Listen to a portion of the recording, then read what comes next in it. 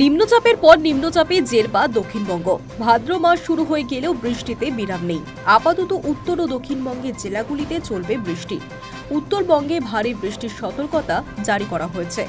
আলিপুর আবহাওয়া দপ্তর জানিয়েছে, ওড়িশা উপকূল ঘেঁষা বঙ্গোপসাগরে যে সুস্পষ্ট নিম্নচাপটি ছিল তা শক্তি হারিয়ে নিম্নচাপ অঞ্চলে পরিণত হয়েছে। বর্তমানে তার অবস্থান ছত্তিশগড়ের উপরে।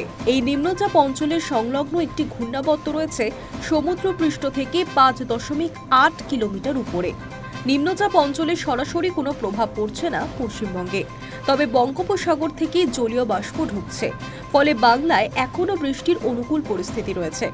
উত্তরবঙ্গে হতে পারে ভারী থেকে অতি ভারী বৃষ্টি। দক্ষিণবঙ্গের বিভিন্ন জেলায় বিক্ষিপ্ত বৃষ্টি চলবে। শুক্রবার কলকাতা সহ দক্ষিণের সব জেলাতেই বজ্রবিদ্যুৎ সহ বিক্ষিপ্ত বৃষ্টি হতে পারে। সঙ্গে ঝোড়ো হাওয়া বইতে পারে ঘন্টায় 30 থেকে 40 কিলোমিটার বেগে। শনিবার এবং রবিবার বৃষ্টির সতর্কতা রয়েছে দক্ষিণ 24 পরগনায়। এছাড়া মুর্শিদাবাদ, পুরুলিয়া, ঝাড়গ্রাম, পশ্চিম মেদিনীপুরে শুধু শনিবারের জন্য এবং পূর্ব মেদিনীপুরে শুধু রবিবারের জন্য সতর্কতা জারি করা হয়েছে।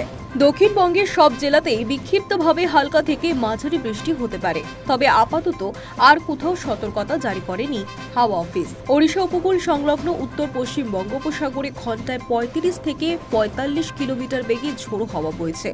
ওই এলাকায় সমুদ্র উত্তাল, তাই মৎস্যজীবীদের শুক্রবার সন্ধ্যা পর্যন্ত সেখানে যেতে নিষেধ করা হয়েছে। উত্তরবঙ্গে ভারী বর্ষণের সতর্কতা জারি করা হয়েছে। জলপাইগুড়ি, আলিপুরদুয়ারে শুক্র এবং শনিবার এবং কোচবিহারে শুধু শুক্রবার ভারী বৃষ্টি হতে পারে। এছাড়া দার্জিলিং, কালিম্পং, উত্তর দিনাজপুর, দক্ষিণ দিনাজপুর, মালদায় বজ্রবিদ্যুৎ সহ বৃষ্টি চলবে আরও 2-3 দিন। Hi News network.